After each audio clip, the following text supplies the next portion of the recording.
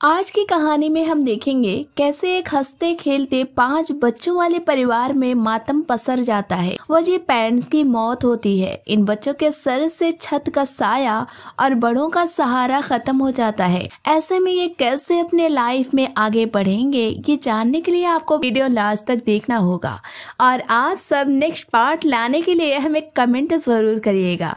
तो चलते हैं एक्सप्लेनेशन की तरफ। तब तक आप चैनल को सब्सक्राइब कर बेल आइकन को प्रेस कर लें। कहानी शुरू होती है, हमें जिन जैन को दिखाया जाता है जिसके पास एक ही चाहत होती है कि वो अपने फादर की तरह पॉप स्टार बन जाए। इसलिए ऑडिशन में जाने के लिए रेडी हो रही थी। तभी उसके ड्रेस में उसके छोटे भाई बहन कट लगा देते हैं, जिस वजह से वो उन पर चीखते हुए रूम से बाहर आ जाती है। अब बहन को गुस्से में देखकर बच्चे बाहर की तरफ भाग निकलते हैं, क्योंकि इस वक्त इनके पेरेंट्स घर पे ना होकर शॉप पर होते हैं और उनके पास हाईली ग्रुप के ऑनर मिस्टर लॉन्ग बड़े साधारण कपड़ों में कस्टमर बने बैठे होते हैं। मिस्टर लॉन्ग मिस्टर जेन और मिसेज जिंग से बात करने के बाद ये जान चुके होते हैं कि इनके 5 बच्चे हैं, जिनमें से मिसेज जिंग जब अपने एक्स हस्बैंड को डिवोर्स देकर आई थी तब वहां से वो 2 बच्चों को लेकर आई थी। एक बेटा तो उनके एक्स हस्बैंड का होता है, लेकिन जो बेटी होती है वो एक्स हस्बैंड की पहली वाइफ की होती है, जिसे 2 साल की उम्र से मिसेस झेंग ने पाला होता है। इसलिए सगे की तरह उसे भी वो समझने लगी थी और दोनों बच्चों को अपने साथ लेकर झेंग के साथ रहने के लिए चली आती हैं। इधर झेंग की एक्स वाइफ के 2 जुड़वा बच्चे हुए थे। उसने झेंग को छोड़ दिया। बच्चे झेंग को देकर यहाँ से चली गई। इस इनके 4 बच्चे हो गए थे और पिछले साल ही इन दोनों का अपना एक बच्चा होता है, जिसका नाम दो दो होता है, जो कि अभी 1 साल का ही है। अभी इतने बच्चों के माता पिता बनकर ये दोनों बहुत ही खुश होते हैं।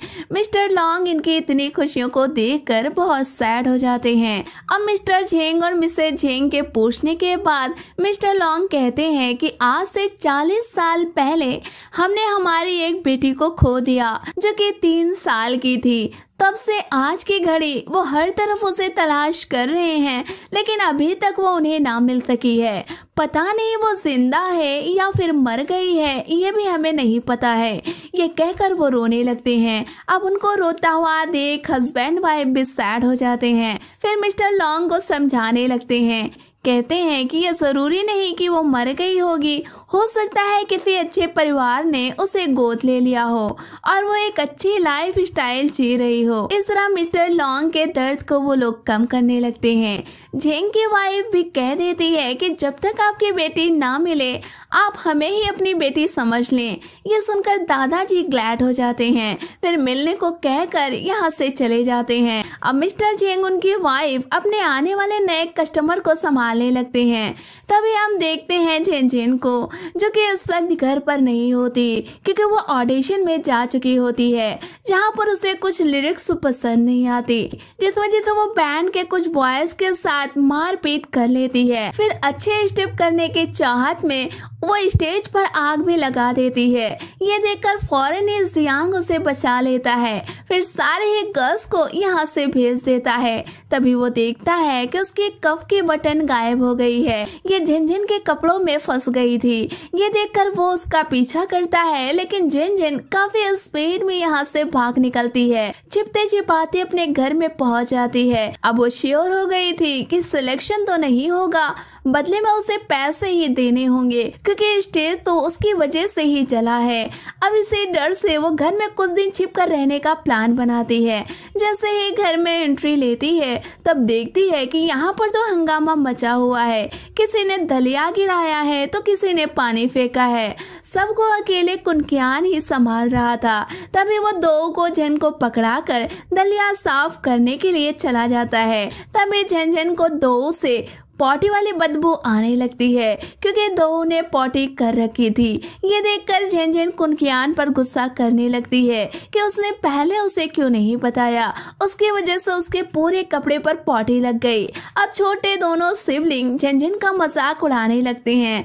अब उसका गुस्सा और बढ़ने लगता है। तभी इन सबके पेरेंट्स यहाँ पर आ जाते हैं। अब माँ बाप जब अपने मासूम बच्चे को हैंग हुआ देखते हैं, तब झिन के हाथ से माँ बच्चे को छीन छीन लेती है। फिर झनझन पर गुस्सा करने लगती है कि रोज रोज के ड्रामे से मैं तंग आ चुकी हूँ। सिंगर बनने का सपना तुम अपने दिमाग से निकाल दो, या तो कोई जॉब कर लो या फिर शादी कर लो। अब क्या था, माँ बेटी के झगड़े बढ़ने लगते हैं। फादर बच्चों को संभालने में लग जाते हैं। तभी माँ को गुस्सा आ जाता है। वो सबके सामने झन को स्लैप कर देती हैं। झन गुस्से में रूम में जाकर डोर को बंद करने लगती है।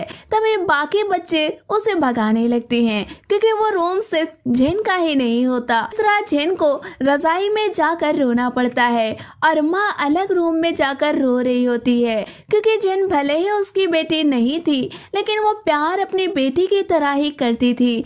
झन अगली सुबह दोस्तों के बीच एंजॉय करने के लिए चली जाती है। इधर घर में दो की तबीयत खराब हो जाती है।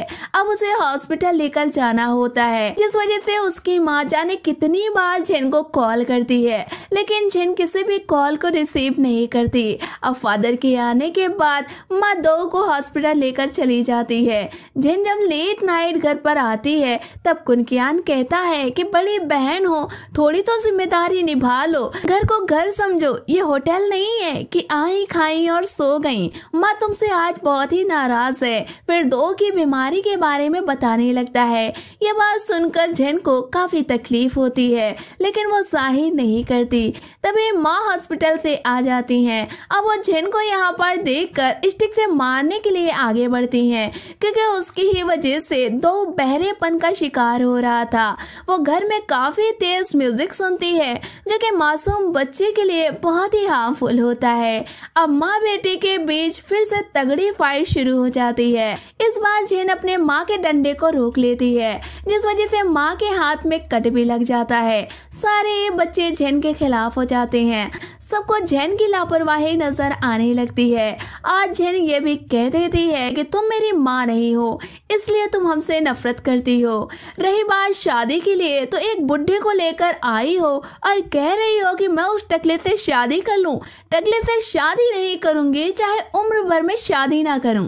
अब मेरी शादी से तुम फायदा उठाना चाह रही हो, जैसे कि तुम्हें एक नया घर मिल जाए और एक नई कार मिल जाए। ये सुनकर माँ ठहर जाती है। कमरे में जाकर ढेरों आंसू बहाने लगती है कि जिसको मैंने इतना चाहा, इतने प्यार से पाला, आज वही हमसे नफरत कर बैठी है। ये बात सोचकर वो बहुत ज्यादा रोती हैं। खैर वो खुद को संभाल लेती हैं। अब उन्हें बस एक ही रास्ता नजर आता है कि जिनको प्यार से ही समझाया जा सकता है, इस तरह तो वो और ही नफरत करने लगेगी।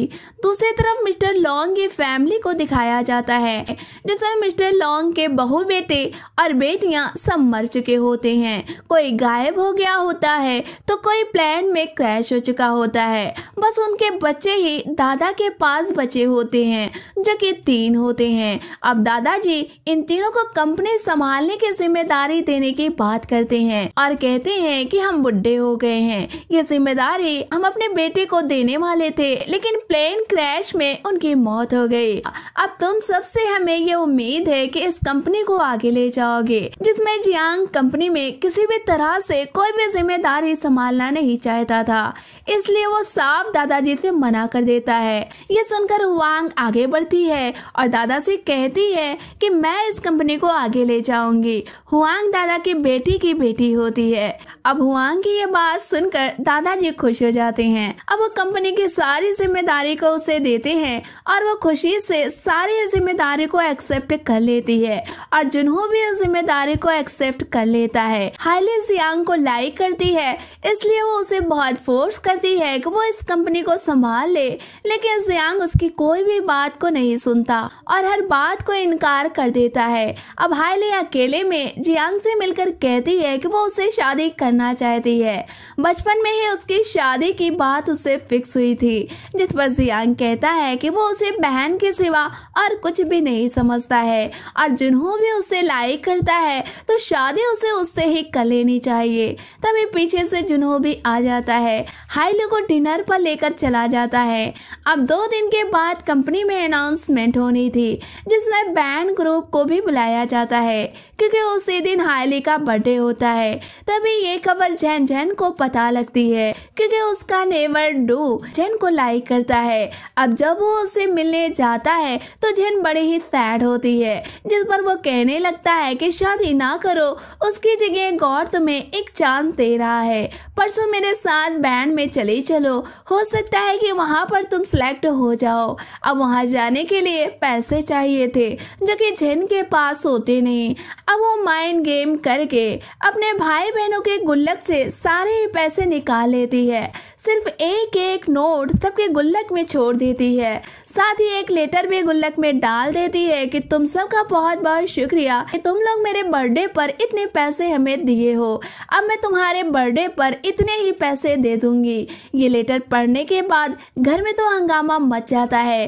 पेरेंट्स सारे ये बच्चों को बड़ी मुश्किल से काबू में करते हैं। अब जैन जब ड्रेस लेकर घर में आती है तब सारे बच्चे उसे चोर कहने लगते हैं। तभी माँ सबको चुप करा देती है और जैन से कहती है कि ये सब करने के पीछे ये क्या वजह है, जिस पर जैन कहती है कि ये लास्ट ट्राई है, इस बार अगर वो फेल हुई तब वो उस टकले से शादी कर लेगी, साथ ही जॉब भी कर लेगी।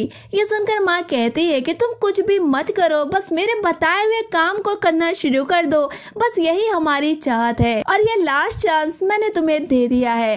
ये सुनकर चेंग बहुत खुश हो जाती है। सारे बच्चे उसे बेस्ट ऑफ लक भी कह देते हैं क्योंकि माँ ने सबको समझा दिया था। अब माँ भी चेंग के रूम में जाती है और प्यार से उसके माथे पर किस करती है, फिर उसे कुछ दुआएं देती है, साथ ही चेंग को एक लॉकेट भी दे देती है।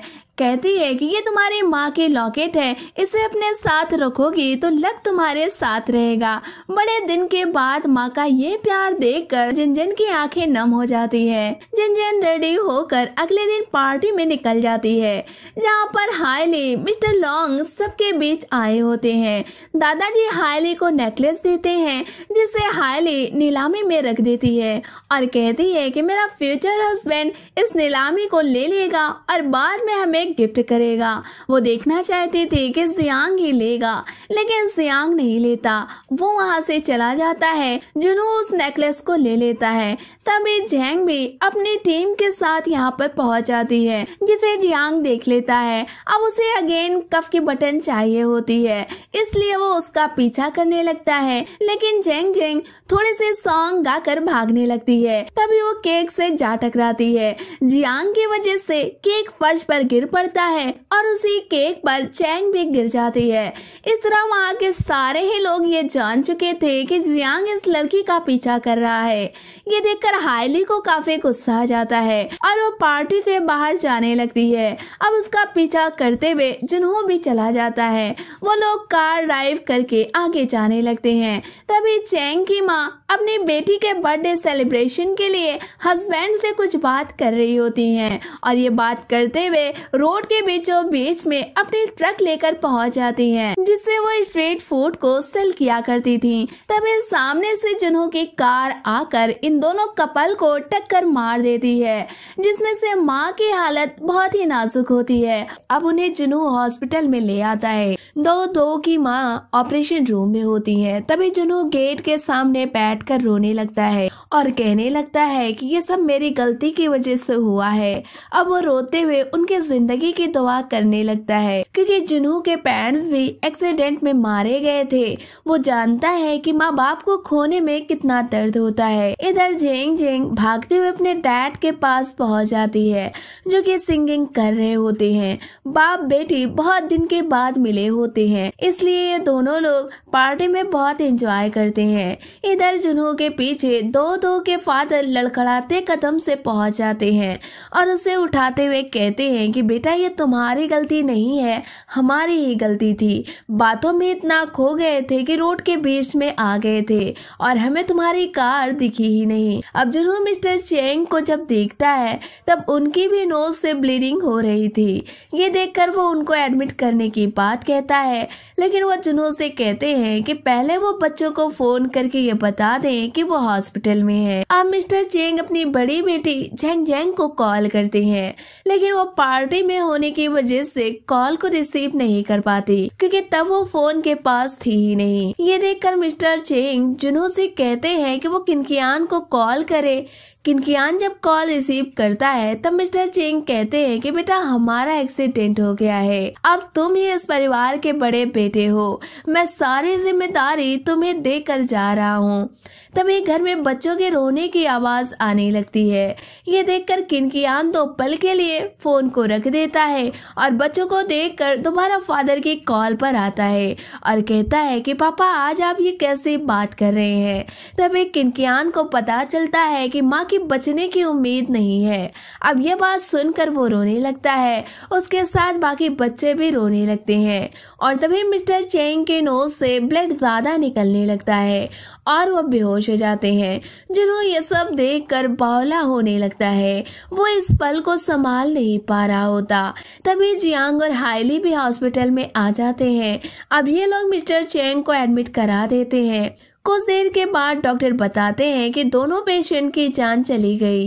यह सुनकर जुनहो पत्थर के मूर्त बनकर फर्श पर बैठ जाता है और जियांग भी दीवार से लगकर बैठ जाता है। वो रोते हुए जुनहो पर गुस्सा करने लगता है कि तुम्हारी ही वजह से आज बच्चों के पेरेंट्स मारे गए। हालांकि जुनहो को खुद अपनी गलती का एहसास हो रहा था। वो अपने उन पलों को याद करने लगता है जब उसके पेरेंट्स मारे गए थे। तब रात में रूम की लाइट ऑन करने के बाद भी जुनहो और जियांग को डर की वजह से नींद नहीं आती थी। जियांग आज भी उस दर्द को सीने में बसाए रोते रहता है और जुनहो भी उस गम से खुद को दूर अभी तक ना कर सका है। तभी जुनहो रोते हुए जियांग से कहता है कि मिस्टर चेंग की एक बेटी है और एक बेटा भी है, हमें उनके घर पर जाना होगा। लेकिन हाइली इन दोनों पर गुस्सा करने लगती है, कहती है कि तुम सब अगर ऐसे ही करोगे तो जल्द ही जुनहो जेल चला जाएगा। वो वकील को बुला लेती है, मामले को हैंडल करने की बात कहती है। वकील के पास केस मजबूत होता है, वो ये कि जुनहो की गलती नहीं थी, मिस्टर चेंग की गलती थी। अब जुनहो को मृतक के घर ना भेजकर वकील को कुछ पैसे देकर इन लोग भेज देते हैं। अब वकील जब वहां पर जाता है तो 4 बच्चों को रोता बिलखता देखता है। वो बच्चे वकील को भगाने लगते हैं। तभी जेंग जेंग यहाँ पर आ जाती है। अब उसे पता चलता है कि मॉम डैड की मौत हो गई है। ये सुनकर उसे पहले तो यकीन नहीं होता, लेकिन कुछ देर के बाद उसे यकीन करना ही पड़ता है। जेंग जेंग ये सुनकर बेजारी से रोने लगती है।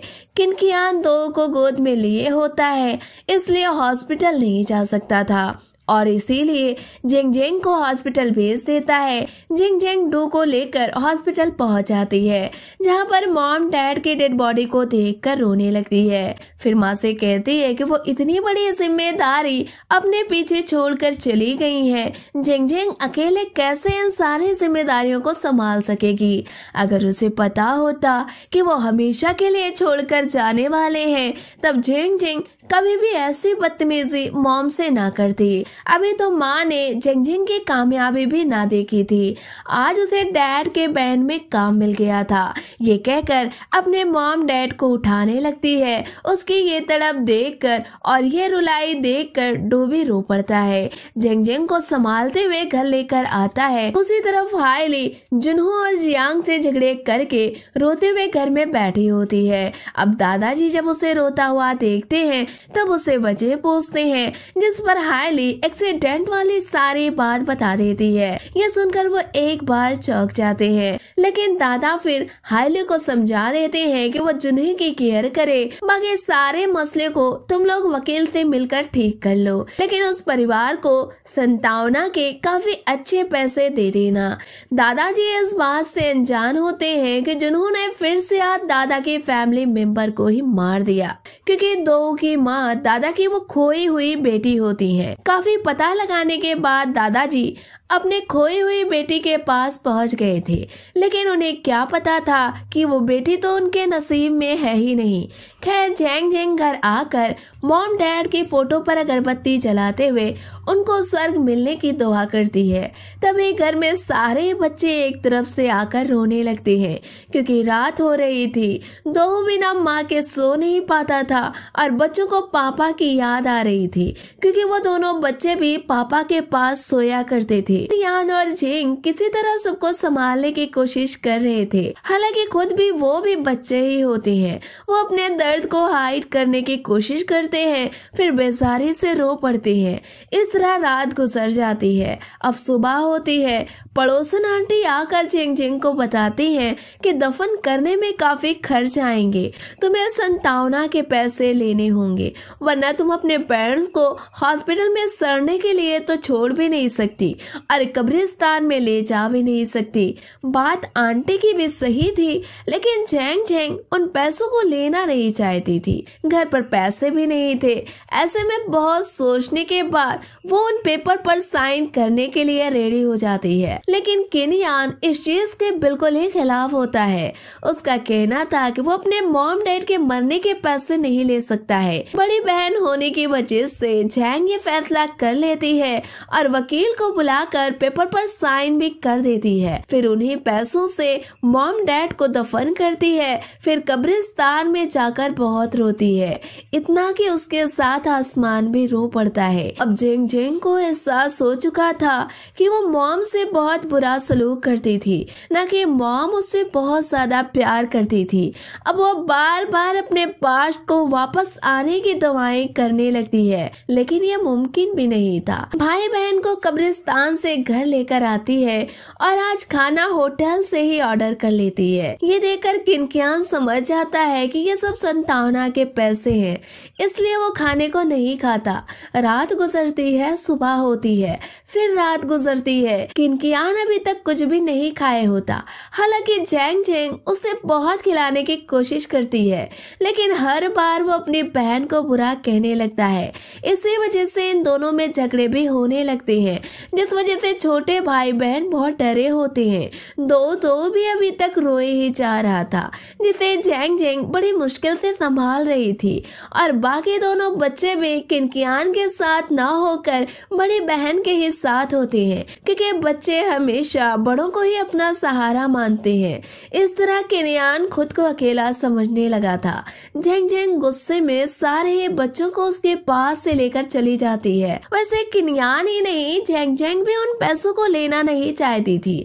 इसके लिए जाने कितनी बार उसने वकील को भगा भी दिया, लेकिन एक वक्त इंसान पर ऐसा आता है जिस पर सब कुछ सही करने की चाहत में कुछ गलत फैसले भी लेने पड़ते हैं, जो कि लोगों की नजर में गलत होते हैं, लेकिन जिंदगी जीने के लिए सही होते हैं। और कि जैंग जैंग और किनकियान के बीच इस बात को लेकर झगड़े हो रहे थे कि तुमको ही नहीं, मुझे भी मेरे माँ बाप के खोने का दर्द है। मैंने इन पैसों को खुशी से नहीं लिया है। हकीकत को एक्सेप्ट करके जीना सीखो। अगर तुम झगड़ते रहोगे तो इन मासूम बच्चों को संभालना हमारे और तुम्हारे दोनों के लिए काफी मुश्किल हो जाएगा। अब बहन के बाद किनयान को भी समझ में आ जाती है। तभी बच्चों को वो पैसे मिल जाते हैं जिसे माँ अक्सर छिपा कर रखा करती थी, जो कि सिर्फ 70 युवान ही था, यानी कि इस पैसे से सिर्फ चावल ही आ सकता था। उसी पैसे से किनयान दलिया खाकर जीना शुरू कर देता है। दूसरी तरफ जुनहो को वकील से यह बात पता लगती है कि उस घर में 5 बच्चे हैं और बड़ी एक बहन है, लेकिन अभी वो कोई जॉब नहीं करती है। यह सुनकर जुनहो को बहुत दर्द होता है। वो कहता है कि वो 5 बच्चों की अब से देख रेख करेगा। हालांकि हायली इस बात से जुनहो को रोकती है और वकील भी कहता है कि बड़ी बहन है, जॉब करके सारा कुछ संभाल लेगी। लेकिन जुनहो समझता है कि बच्चों को संभालना एक लड़की के लिए इतना भी आसान नहीं है। वो हायली का हाथ छुड़ाकर वहाँ से उठ खड़ा होता है और कहता है कि ये सब यहीं पर खत्म नहीं हुआ, हमारी वजह से वो घर बर्बाद हुआ है, अब हम ही उसे आबाद करेंगे। ये कहकर इन सब के बीच से चला जाता है। तभी हम जैंग जैंग को को देखते हैं जिससे उसकी पड़ोसन आंटी आकर बता जाती है कि बेटा इतने पैसे पाकर खराब ना करो, खुद और बच्चों के लिए एक अपार्टमेंट ले लो, फिर जॉब करके डेली के खर्चे आसानी से चला सकती हो। इस तरह बच्चों को पाला जा सकता है, वरना हर महीने का रेंट, घर का खर्चा तुम पर आसान नहीं होगा। जेंग को भी आंटी की ये बात समझ में आ जाती है। अब वो दो को लेकर एक एजेंट के पास पहुंच जाती है। अब वो उससे कहकर एक पुराना घर ले लेती है। अपार्टमेंट का लेटर लेते हुए खुशी से घर की तरफ आने लगती है। तभी हम सियांग को देखते हैं जो कि दादाजी के पास जाता है और कहता है कि वो कंपनी से कुछ पैसे दान देना चाहता है, जिस पर दादाजी कहते हैं कि कंपनी को आगे ले जाओ, फिर जो दान का पैसा आए बेशक तुम उसे दे सकते हो, अभी तो मैं खुद एक चैरिटी दे रहा हूँ। ये कहकर सियांग को अपने साथ एक हॉस्पिटल लेकर पहुंच जाते हैं जहाँ पर एक डॉक्टर होते हैं जो कि बच्चों का इलाज कर रहे थे और ये काफी बड़ा हॉस्पिटल बन चुका था। यह सब दादाजी के दान के पैसों से ही चल रहा था। जियांग को आज ये बात पता लगती है कि उसके दादा कितने अच्छे हैं, महलों में रहकर भी गरीबों को नहीं भूले हैं। वैसे दादाजी ये सब सिर्फ अपनी खोई हुई बेटी के लिए करना शुरू किए थे कि क्या पता इन अनाथ बच्चों में वो अपनी खोई हुई बेटी को पा सके। अब दादा जियांग से कहते हैं कि मदद ऐसे करो कि उन्हें लगे कि देने वाला उनसे प्यार करता है, ऐसे किसी की हेल्प कर देना प्यार में शामिल नहीं होता। ये कहकर वो उसके पास से चले जाते हैं। जियांग को दादाजी की कही बात समझ में आ जाती है। अब वो कार में बैठकर जाने लगता है। तभी रास्ते में जियांग को जेंग जेंग नजर आती है। ये देखकर वो टैक्सी से उतर जाता है। जेंग के सामने आ जाता है। जेंग उसे देखकर काफी डर जाती है क्योंकि पिछली बातें अभी तक वो भूली नहीं थी। तभी जियांग कहता है कि वो उसका कप बटन वापस कर दे क्योंकि ये बटन उसके फादर की है और उसके पेरेंट्स के मरने के बाद जियांग के पास बस उनकी एक ही निशानी बची हुई है। ये सुनकर जेंग जेंग इमोशनल हो जाती है। पहले तो वो मना करती है कि उसे नहीं पता है, लेकिन जियांग के बहुत जिद करने के बाद वो उसे घर में ले आती है और कहती है कि तुम खुद ही ढूंढ लो। अब घर आकर जियांग को कदम रखने की भी जगह नहीं मिल रही थी क्योंकि बच्चों ने घर को बुरी तरह से बिखेर कर रखा होता है। तभी जेंग के भाई बहन आने लगते हैं। जियांग को देखकर वो सब कहने लगते हैं कि जीजू अब से हमारे साथ ही रहेंगे। जियांग बच्चों की तेजी देखकर हैरान हो जाता है।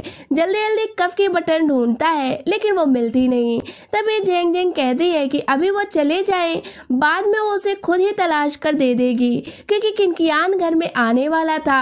ऐसे में वो जेंग को गलत समझ लेता। खैर जियांग को घर से बाहर जाते हुए किनयान देख लेता है, लेकिन जेंग से जियांग के बारे में कुछ भी नहीं पूछता क्योंकि बहन भाई में पूरी तरह से बातचीत बंद थी। तभी किनयान बच्चों से कहता है कि तुम सब आज बहुत खुश हो, आखिर क्या वजह है, जिस पर बच्चे उसे बता देते हैं कि जेंग ने आज घर ले लिया है, हम सब जल्द ही उसमें शिफ्ट होने वाले हैं और जेंग से कल से अपने पापा वाला बिजनेस शुरू करेंगी जिसमें शुरुआत दलिया से किया जाएगा। यह सुनकर किनयान बहुत खुश होता है। तभी जेंग जेंग बच्चों को लेकर चावल लाने के लिए मार्केट चली जाती है। किनयान अब जेंग की ये मेहनत देखकर काफी खुश होता है और बहन का साथ देने लगता है। इस तरह बहन भाई अब मिलकर दलिया बनाते हैं जिसे पैक करके अगले दिन ट्रक में रखकर मार्केट की तरफ निकल पड़ते हैं। तभी जुनहो इन बच्चों को तलाशते हुए घर के सामने पहुंच जाता है जहां पर जेंग को देखकर काफी शॉक हो जाता है क्योंकि ये तो वही लड़की थी जिसने बर्थडे में सॉन्ग गाया था। अब वो बाकी बच्चों को देखकर समझ जाता है कि ये वही लोग हैं। अब वो जेंग जेंग का पीछा करते हुए जाने लगता है। तभी जेंग जेंग का ट्रक उसे संभलता नहीं है। ये देखकर जुनहो उसकी मदद करता है, लेकिन जेंग उसे देखकर शर्मा जाती है और जुनहो जब सॉन्ग से रिलेटेड उसे बात पूछने लगता है तब वो और ही शर्मिंदा हो जाती है और उसे कहती है कि अचानक ही पेरेंट्स की डेथ हो गई जिस वजह से मैंने वो सारे काम को छोड़ दिया, बच्चों की जिम्मेदारी मेरे सर पर आ चुकी है।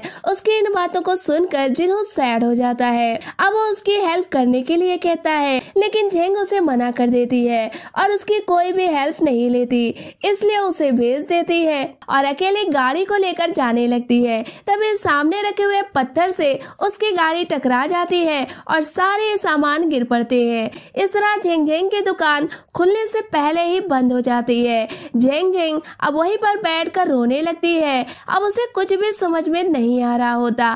तभी उसके फादर की की कॉल आती है। वो रोते हुए कॉल को रिसीव करती है और फादर के कुछ पूछने से पहले ही वो अपनी सारी कहानी बताने लगती है कि माँ की डेथ हो गई है और पूरा परिवार बिखर गया है। वो अकेले इन बच्चों को संभाल नहीं पा रही। झेंग की ये बात उसके फादर के कानों तक नहीं पहुंचती क्योंकि शोर बहुत ज्यादा होने लगा था। अब आवाज न सुनाई देने की वजह से वो कॉल को कट कर देते हैं। अब कॉल कट होने के बाद झेंग रोने लगती है और खाली हाथ घर जाने की हिम्मत उसमें नहीं होती क्योंकि बचत के सारे पैसे खत्म हो गए थे और पैसे आने की उम्मीद भी अब खत्म हो चुकी थी। वो रोते हुए एक जगह पर बैठ जाती है कि आखिर वो इन 4 बच्चों को खाना कहाँ से खिलाएगी। खैर अब रात होती है। झेंग इन्हीं बातों में खोई रोए जा रही थी। तभी किन्यान उसके पास आता है और झेंग को समझाने लगता है कि ऐसे रोए नहीं, जब माँ फादर जिंदा थे तब भी तो हम लोग बहुत ही मुसीबतों का सामना किए थे,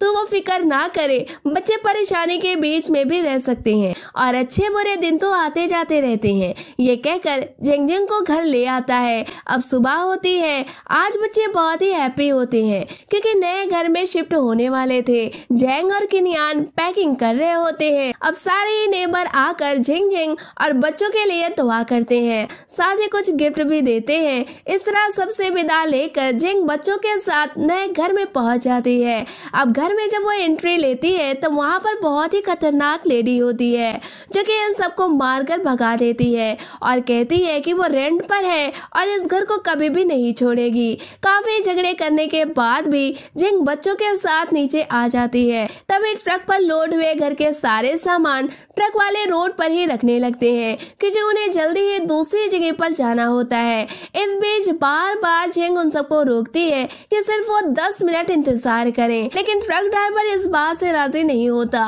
क्योंकि वो बहुत ही जल्दी में था। अब झेंग के कुछ समझ में नहीं आता। वो घबराकर एजेंट को कॉल करती है जिससे कि उसने घर को लिया होता है, लेकिन वो कॉल को रिसीव नहीं करता क्योंकि एजेंट तो फ्रॉड था।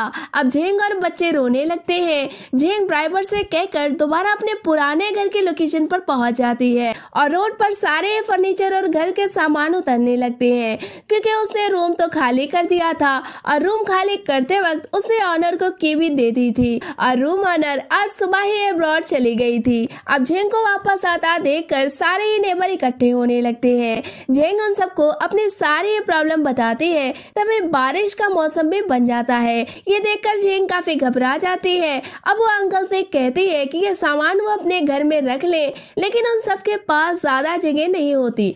फिर भी वो रेडी हो जाते हैं। कुछ सामान रखा जाने लगता है, लेकिन तभी बारिश शुरू हो जाती है। इस तरह सारे सामान भीगने लगते हैं। किन्यान और झेंग पेरेंट के जाने कितनी चीजों को संभालते हुए रोए जा रहे थे, लेकिन सब बारिश में भीगी जा रही थी। तभी बच्चे भी बारिश में भीगते हुए अपनी डॉल को तलाशने लगते हैं। सबको इस तरह रोता बिलखता देखकर झेंग को गुस्सा आ जाता है। वो कहती है कि माँ बाप की सबसे बड़ी निशानी तो तुम सब हो, इसलिए सामान को बचाने की कोशिश ना करो, खुद को सेफ रखो। ये कहकर किन्यान को एक स्लैप मार देती है, जिसके बाद रोते हुए उसे गले लगा लेती है। अब सारा सामान बारिश में भीगकर खराब हो जाता है और रात हो जाती है। बच्चों को नींद आने लगती है। ये देखकर झेंग बच्चों को लेकर 10 से 15 होटल में पहुंचती है, लेकिन कोई भी उसे रूम नहीं देता क्योंकि उसके साथ काफी बच्चे थे। ये देखकर सारे ही लोग डर जाते हैं। रात के 2 बज गए थे। अब चलने की हिम्मत न झेंग में थी न ही बच्चों में थी।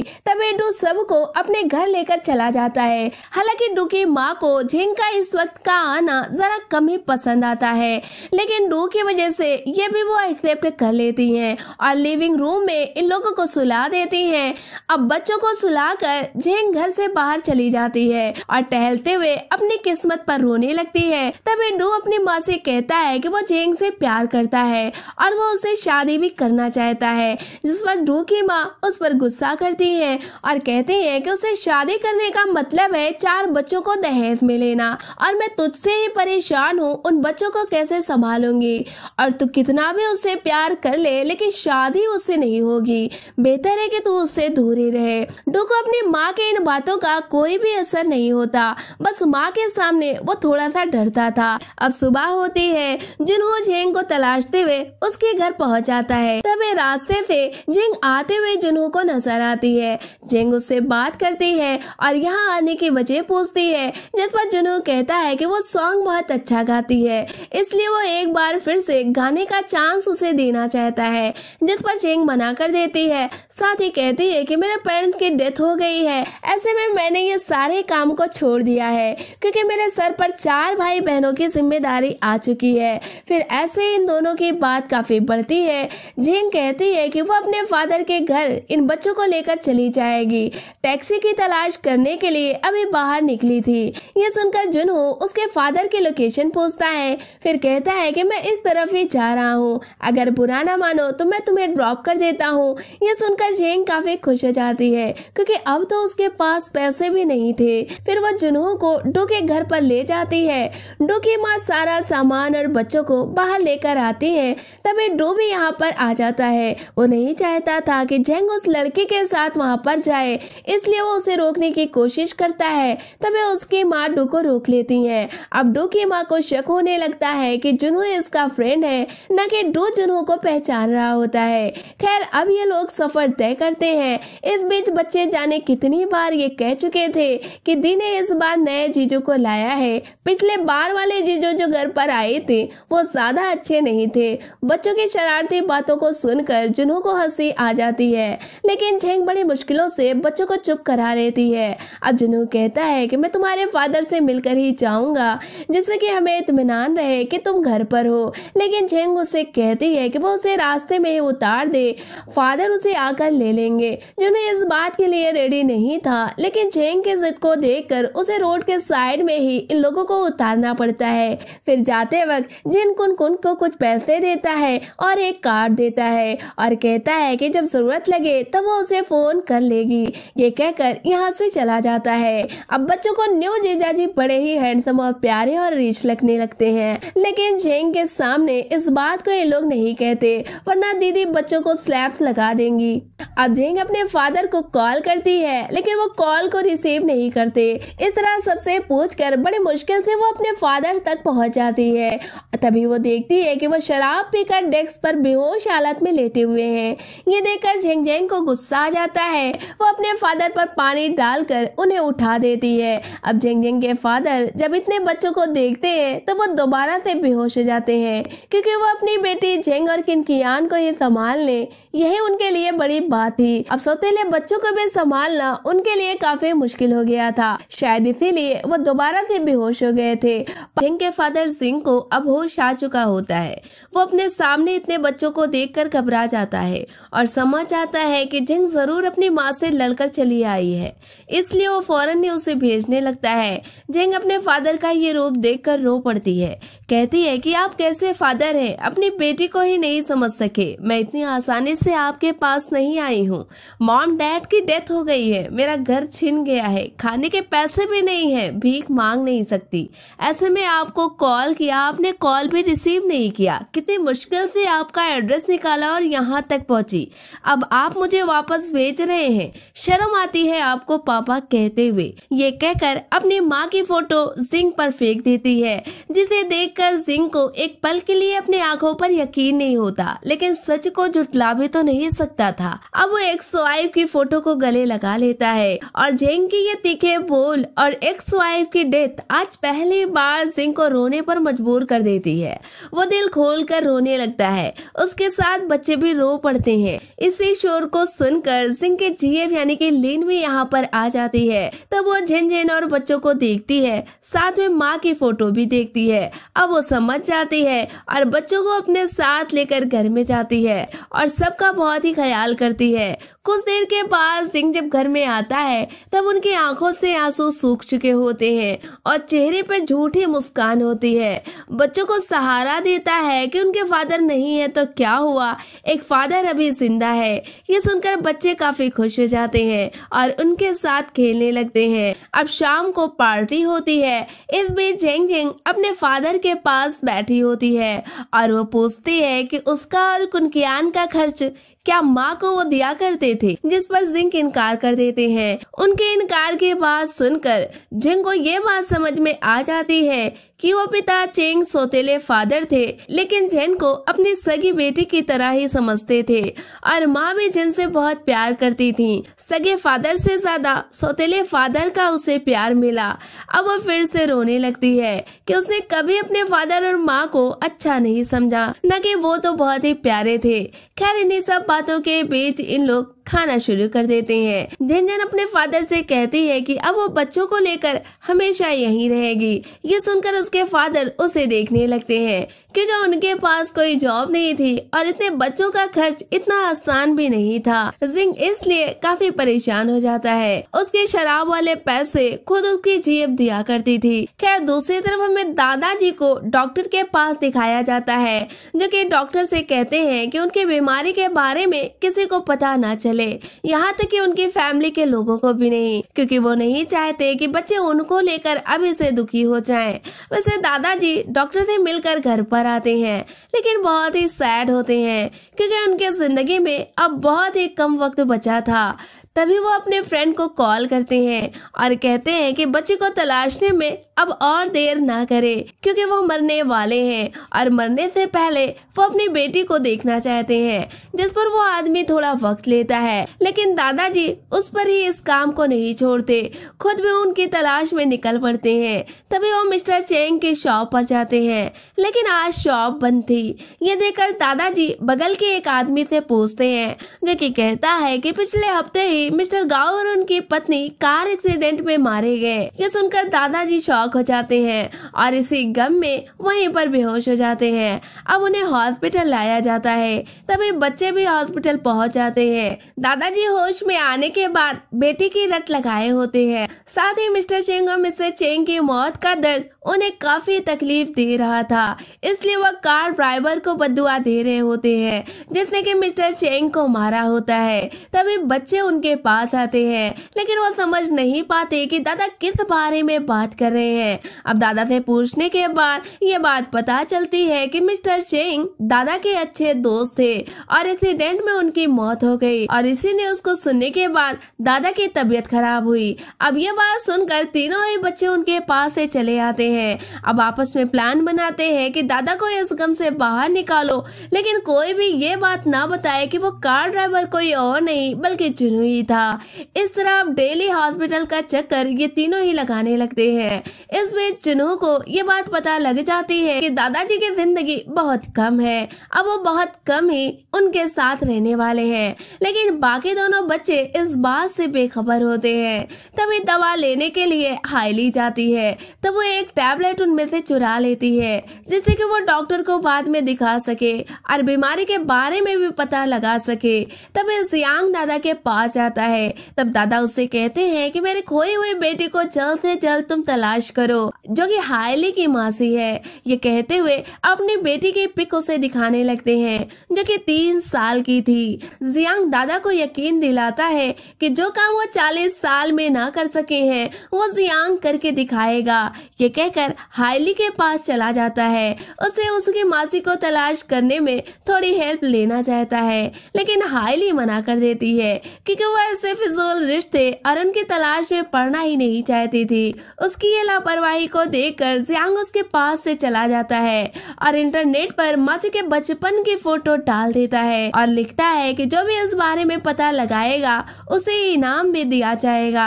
इस तरह कंपनी में रोज हजारों की भीड़ लगने लगी थी, जिस वजह से हाईली बहुत परेशान रहने लगी थी। तभी डॉक्टर भी इस पिक को देख लेते हैं और दादाजी को दिखा देते हैं। दादा समझ नहीं पाते कि ये काम किसने किया है। वो समझ रहे होते हैं कि हाईली ये काम कर रही है, इसलिए वो हाईली से बहुत खुश होते हैं और रोते हुए फोन को देखने लगते हैं और सोचने लगते हैं कि अब उनकी खोई हुई बेटी मिल जाएगी। दूसरी तरफ जियांग जिंग को कॉल करता है और कहता है कि वो कब बटन उसे क्या मिल गई, जिस पर वो इनकार कर देती है, क्योंकि बच्चों में वो इतना परेशान थे कि अभी तक उसे ढूंढने का टाइम मिला ही नहीं। और अब तो एक बच्चा और भी बढ़ गया है, जो कि लिन का था। उसे भी वो अपने भाई बहन की तरह प्यार करने लगी थी। इतने बच्चों को संभालना यही उसके लिए काफी बड़ी बात होती है, इसलिए अब वो एक शॉप पर पर जाती है, जहाँ से सेम वैसे ही कप बटन लेती है और जियांग को देने के लिए आ जाती है। जियांग उस बटन को देखकर बहुत खुश होता है। तभी जेंग कहती है कि वो बटन ना मिल सकी, इसलिए न्यू बटन लेकर मैं तुम्हें देने आ गई। ये सुनते ही जियांग को गुस्सा आ जाता है, वो उसे धक्का देकर पीछे कर देता है। तभी जेंग कहती है कि तुम एक स्पेशल नहीं हो जिसने अपने माँ बाप को खोया है। अरे मैंने भी अपने माँ बाप को खोया है। तुम्हारे माँ बाप तो अपने पीछे कोई बच्चे भी नहीं छोड़ के गए थे, लेकिन मेरे वाले तो 5 बच्चे छोड़ कर गए हैं। अब मैं अपना देखूं या बच्चों को संभालूं, इसलिए दोबारा से मेरा पीछा मत करो। ये कहकर उसके पास से चली जाती है। अगली सुबह जेंग के फादर सारे बच्चों को गुड न्यूज देते हैं कि जेंग के लिए और कुनकियान के लिए उन्होंने एक जॉब देखी है जिसमें उन्हें बर्तन धुलना है और साफ सफाई करनी है। सैलरी काफी अच्छी मिलेगी जिससे कि सारे बच्चे आराम से रह सकेंगे। ये सुनकर कुनयान को गुस्सा आ जाता है कि अगर वो जॉब पर जाएंगे तो दो को कौन संभालेगा और बच्चों की देख रेख कौन करेगा। अब जेंग फादर की इस बात को सुनकर रोने लगती है। तभी जिंग कहते हैं कि टोटो और जोजो को उसके माँ के पास भेज दो, इस तरह हमारे पास बच्चों की संख्या कम हो जाएगी जिससे कि तुम सब काम कर सकोगे। अब जेंग अपने फादर से कहती है कि आप जिम्मेदारी से पीछा छुड़ा रहे हैं। तभी लिन भी बोल पड़ती है कि वो गलत नहीं है, हमारे हालात भी कुछ ठीक नहीं है, हम अनाथ आश्रम तो नहीं चला सकते, बेहतर है कि इन बच्चों को इनकी माँ के पास भेज दो। जेंग कहती है कि हाँ ठीक है, अभी दो को किसकी माँ के पास भेजा जाएगा, उसके भी तो मॉम डैड नहीं है। जिस पर जिंग कहता है कि वो तो छोटा बच्चा है और बहुत ही प्यारा है, उसे कोई भी गोद ले लेगा, हम जल्दी कोई अच्छा घर तलाश के उसे भेज देंगे। ये सुनकर सारे बच्चे रोने लगते हैं और कुनयान को अपने फादर पर गुस्सा आ जाता है। वो उन्हें धक्के देकर घर से बाहर चला जाता है। उसके पीछे जेंग भी जाती है। तब कुनयान कहता है कि वो कितने बुरे हालात में क्यों न रहे, लेकिन अपने भाई बहन को दूर नहीं कर सकता है। पापा मरते मरते हमसे ये कहकर गए हैं कि हमें परिवार को संभालना होगा। मैं पापा से किया हुआ वादा कभी तोड़ नहीं सकता। कुनयान की बात सुनकर जेंग पत्थर की मूर्त बन जाती है। कुनयान के शांत होने के बाद कहती है कि उसने सुना है कि टोटो और जोजो की माँ ड्रेस डिजाइनर है जो कि अच्छे पैसे कमाती हैं और टोटो और जोजो को एक अच्छा फ्यूचर दे सकेंगी जो कि हम कभी नहीं दे सकते। ये सुनकर कुनयान अपनी बहन पर गुस्सा करने लगता है कि आप भी जिंग फादर की बातें बोल रही हैं, मैं आपसे बहुत ज्यादा नफरत करता हूँ। ये कहकर उसके पास से चला जाता है। इधर घर में बच्चे जिंग के हाथ को पकड़कर रो रहे होते हैं कि वो अपने भाई बहन से दूर नहीं जाना चाहते और अब से वो जिंग को अंकल नहीं बल्कि फादर कहेंगे, एक परिवार की तरह समझेंगे। वो जिंग और कुनकियान से बहुत प्यार करते हैं। बच्चों का ये रोना देखकर जिंग भी रो पड़ता है। फिर कहता है कि ठीक है मैं जॉब कर लूंगा, अब किसी को ऐसा नहीं करना पड़ेगा। ये सुनकर बच्चे काफी खुश हो जाते हैं, लेकिन जिंग अपने फादर की लापरवाही जानती होती है। ये भी जानती है कि वो आज अच्छे बने हैं कल बुरे भी बन सकते हैं, इसलिए बच्चों को वो उनके माँ के पास भेजने का फैसला ले लेती है। दूसरी तरफ जियांग हाइली के बीच इस बात को लेकर झगड़े शुरू हो जाते हैं कि इंटरनेट पर अपलोड की हुई फोटो को वो डिलीट कर दे। ऐसे काम करके सिर्फ कंपनी की इंसल्ट हो रही है, पूरे शहर में उसका मजाक बन रहा है कि मिस्टर लॉन्ग की बेटी जो कि 40 साल पहले खोई थी वो तलाशना उसे अब शुरू किए हैं। जिस पर जियांग कहता है कि तब इंटरनेट नहीं था लेकिन अब इंटरनेट है, तब पॉसिबल नहीं था लेकिन अब पॉसिबल है। दादा की एक ख्वाहिश है जिसे मैं पूरा करके ही रहूंगा, इसमें तुम हम पर कितना भी गुस्सा क्यों ना करो, मैं तुमसे नहीं डरूंगा। जियांग का ये रोब देखकर हाइली दादा के पास चली आती है। वो इस वक्त फोन पर अपनी बेटी की फोटो देखकर रोए जा रहे होते हैं। तभी वो हाइली को देखते हैं, तब वो उसे थैंक यू बोलते हैं, कहते हैं कि तुमने मेरी बेटी को तलाशने के लिए बहुत अच्छा काम किया है। जिस पर हाइली कहती है कि ये काम मैंने नहीं जुनू ने किया है, आप जुनू को शुक्रिया कहिए, जो कि बहुत ही बुरा काम है। आप इसे ज्यादा उम्मीदें ना लगाएं क्योंकि बाद में जब उम्मीद टूटेगी तब आपको बहुत ही तकलीफ होगी। और जरूरी नहीं कि आपकी बेटी मिल जाए, और मिल भी गई तो वो आपसे मोहब्बत नहीं करेगी क्योंकि ना ही आपके साथ पली बड़ी है और ना ही आपके साथ कभी रही है। अगर वो आएगी भी तो सिर्फ आपके पैसों के लिए आएगी क्योंकि पूरा शहर जानता है कि आप करोड़ों के मालिक हैं। यही पैसे की लालच उसे बेटी बनने पर मजबूर कर देगी। अब हाइली की ये ये बात सुनकर दादा को हाइली की नीयत पर शक होने लगता है कि ये खुद अपनी मासी को बुलाना नहीं चाहती, क्योंकि ये खुद ही पूरी प्रॉपर्टी पर कब्जा करना चाहती है। दादा हाइली के बात को सोचते हुए शांत हो जाते हैं। तभी हाइली उन्हें यकीन दिलाती है कि वो उनकी सगी पोती है और वो उनसे बहुत ही प्यार करती है, और ये प्यार सिर्फ पैसों के लिए ही नहीं है। वो गरीब हो जाएंगे तब भी वो उनसे इतना ही प्यार करेगी। लेकिन दादा को हाइली की बातों पर अब यकीन नहीं हो रहा था। तभी यहाँ पर जुनहो आ जाता है, जिसे देखकर दादा उसका हाथ पकड़ लेते हैं और रोते हुए उससे शुक्रिया कहते हैं और ये भी कहते हैं कि तुम्हारी वजह से मुझे उम्मीद है कि मैं जल्द ही अपनी बेटी से मिल सकूंगा। ये कहते हुए हाइली को यहाँ से भेज देते हैं। फिर जुनहो से कोई बात करने के लिए आगे बढ़ते हैं। तभी दादाजी उससे कहते हैं कि हाइली के मौसी को तुम तलाश करो, हाइली कुछ भी कहे उसकी बातों को तुम्हें नहीं सुनना है। दादा की इस बात पर जियांग एग्री करता है। दूसरी तरफ जिंग बच्चों को लेकर किंडरगार्टन बना रहा होता है। उसका सोचना होता है कि उससे वो कुछ अर्न करेगा जिससे बच्चों का खर्च आसानी से चल सकेगा। लेकिन झेंग अपने फादर की इस हरकत पर बहुत ही नाराज होती है कि बच्चों के हाथ में कलम देने की जगह इन्होंने ब्रश दे रखा है और इनसे वो बड़ों का काम करा रहे हैं। ये सब देखकर वो अपने फादर पर गुस्सा करती है और बच्चों को लेकर उनके पास से चली आती है। अब कुनकियान सिर्फ जिंग की मदद कर रहा होता है। अगली सुबह जिंग टोटो और जोजो की माँ के पास जाती है, लेकिन शॉप पर आज माँ नहीं आई होती। वहाँ के एम्प्लॉय से वो बात करती है। तब उसे पता चलता है कि अगले दिन ही जर्नलिस्ट से उसकी मुलाकात होगी। ये सुनकर झेंग को वापस आना पड़ता है। अब शाम होती है। झेंग टोटो और जोजो को समझाती है कि उन्हें अपने माँ के पास जाना ही होगा, क्योंकि हम तुम्हें इतनी अच्छी लाइफ स्टाइल नहीं दे सकते हैं जितनी कि तुम्हारी माँ, क्योंकि तुम्हारी माँ बहुत ही पैसे वाली हैं। इस तरह तुम्हारा फ्यूचर ब्राइट होगा और तुम्हें वहाँ पर जाना होगा। लेकिन बच्चों को यहाँ पर रहना पसंद होता है, इसलिए वो राजी नहीं होते। लेकिन बहन का गुस्सा देखकर उन्हें मानना ही पड़ता है। कुनकियान को जब ये बात पता लगती है तब वो झेंग से बहस करने लगता है, लेकिन झेंग उसका भी मुंह बंद करा देती है और बच्चों के बैग को पैक करके अगली सुबह निकलने लगती है। बच्चों को जाता हुआ देख कुनकियान रो पड़ता है। इस तरह रो धो कर इनकी विदाई होती है। तभी हम दादाजी को देखते हैं जो कि अपने फ्रेंड और राइट हैंड के साथ होते हैं। वो अपनी वसीयत को लेकर उनसे कुछ डिस्कस करने वाले होते हैं कि तभी यहाँ पर जियांग आ जाता है, जिस वजह से वो लोग चले जाते हैं। अब दादाजी जियांग को एक पेपर देते हैं। ये पेपर मिस्टर चेंग के उस एग्रीमेंट शॉप का होता है जो कि उन्होंने लिया था, लेकिन पेपर मिस्टर चेंग के एक्सीडेंट में ही गायब हो गया था और सेकेंड पेपर इनके पास ही रह गया था, जिसे आज दादाजी जियांग को दे देते हैं और कहते हैं कि उनके बच्चों को तलाश करके इस शॉप को उन्हें दे दो या फिर उनसे खरीद लो। जियांग इस लेटर को लेकर निकल पड़ता है। तभी हाइली दादा की दवा लेकर डॉक्टर के पास से आने लगती है और अचानक ही उसे शक होता है कि आखिर दादा को ऐसा कौन सा मर्ज है। ये सोचते हुए वो एक टैबलेट निकाल लेती है जिससे कि डॉक्टर से पूछकर वो मर्ज का पता लगा सके। अगले दिन जुनहो, हाइली, जियांग एक साथ बैठे होते हैं। जियांग जुनहो से कहता है कि दादाजी मिस्टर चेंग के बच्चों को तलाशने के लिए हमसे कह रहे हैं, यानी कि वो उनकी कुछ हेल्प करना चाहते हैं। तुम उनकी बेटी का नंबर हमें दे दो, मैं जाकर बच्चों को तलाश करूंगा। ये सुनकर हाइली जियांग को मना करती है, लेकिन जियांग जुनहो को साइड में ले जाकर सारी बातें पूछने लगता है। तब जुनहो को ये बात पता लगती है कि झेंग ही उनकी बेटी है।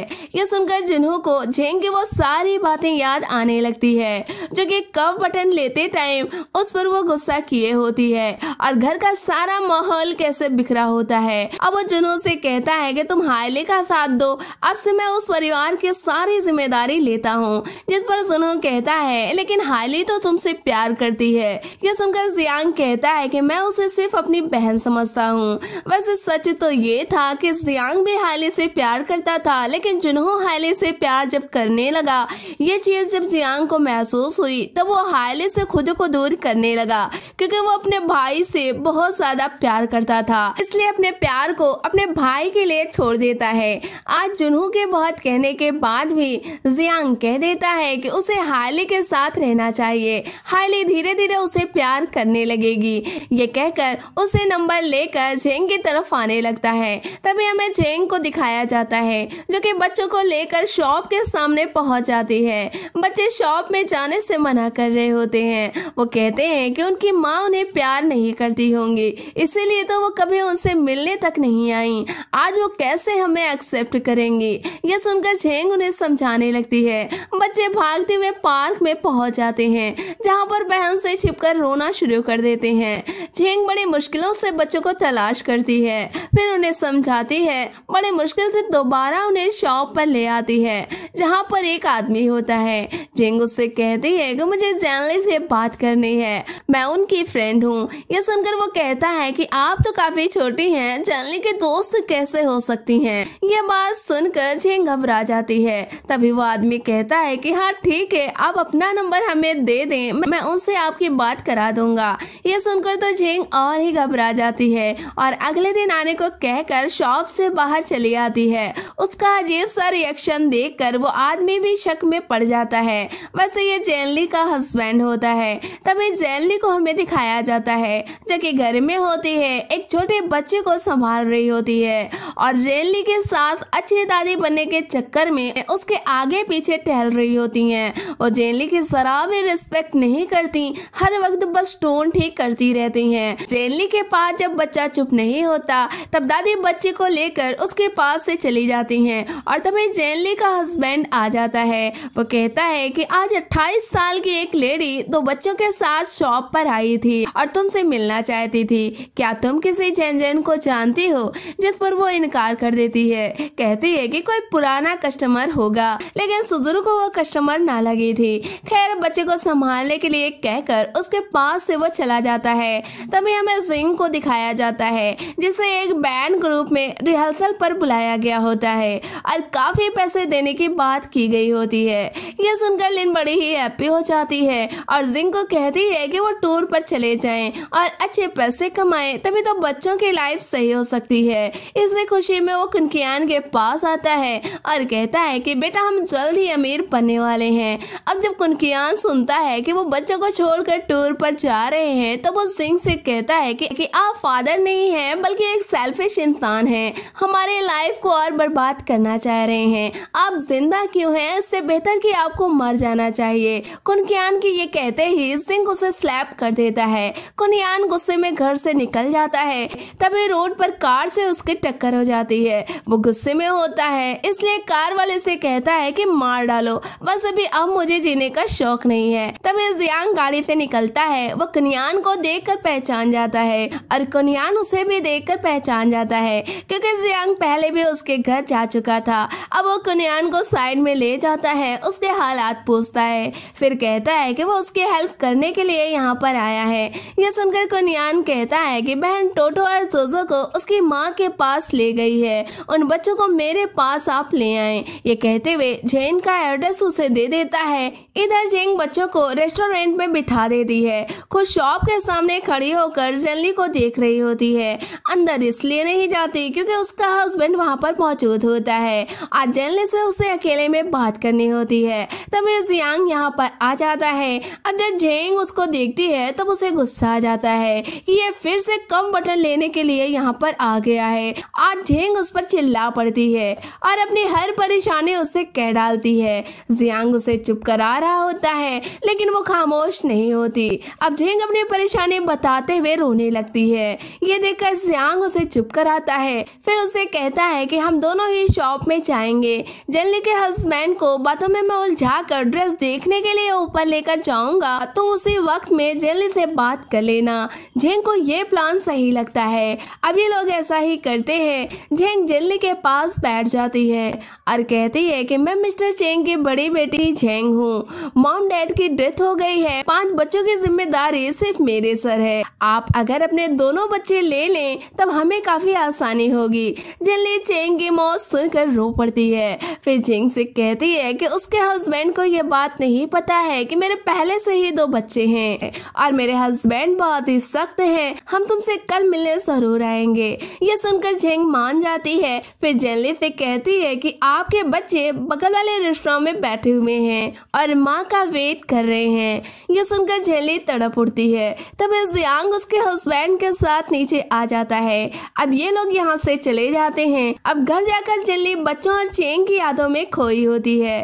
तब उसके सास बहू का ये रूप देखकर समझ जाती है कि कुछ तो इसके माइंड में चल रहा है। ये सोचते हुए वो बच्चा लेकर बहू के पास आती है। तब जेनली कुछ लेने के लिए नीचे जाती है। इसी वक्त जेनली के फोन में झेंग का मैसेज आता है जिसमें होटल का रूम नंबर लिखा होता है। ये मैसेज उसके साथ चुपके से पढ़ लेती है। अब जेनली जब मैसेज को देखती है तो बिना घर में कुछ बताए ही होटल पर पहुंच जाती है। आज जेनली का हस्बैंड जब घर पर आता है तब उसकी माँ बता देती है कि आज जेनली अपने आशिक से मिलने होटल में गई है। यह सुनकर जेनली का हस्बैंड बेहोश होने लगता है। तभी अपनी माँ की बात को मानते हुए होटल में जाने लगता है। इधर जेनली इतने दिन के बाद अपने बच्चों को देखती है तब उसकी सारी ममता उभर जाती है। वो रोते हुए बच्चों को गले लगाती है लेकिन बच्चे माँ से दूर होने लगते हैं। झेंग के समझाने के बाद बच्चे दोबारा से माँ के पास आते हैं। माँ और बच्चों के बीच का ये प्यार और गहरा करने के लिए जियांग झेंग को लेकर रूम से बाहर चला आता है।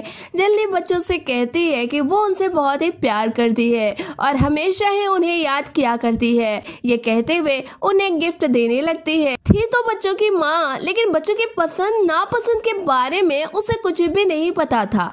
इस तरह उसकी कोई भी गिफ्ट टोटो जोजो को पसंद नहीं आती है, लेकिन माँ की मोहब्बत को देखकर वो बच्चे गिफ्ट को एक्सेप्ट कर लेते हैं। तभी जेनली के हस्बैंड की कॉल आती है। वो कहता है कि तुम कहाँ पर हो। जेनली कहती है कि वो शॉप पर है, जिस पर सुजुरु कहता है कि शॉप पर तो वो है, उसे कहीं पर वो नजर नहीं आई है। अब ऐसे ही लंबे झूठ बोलते हुए वो कहती है कि मैं 15 मिनट में घर पर आ रही हूँ। ये कहते हुए कॉल को कट कर देती है। फिर बच्चों से कहती है कि कल वो उनसे मिलने जरूर आएगी। ये कहकर जैसे ही गेट को खोलती है तभी उसका हस्बैंड गेट पर ही खड़ा होता है।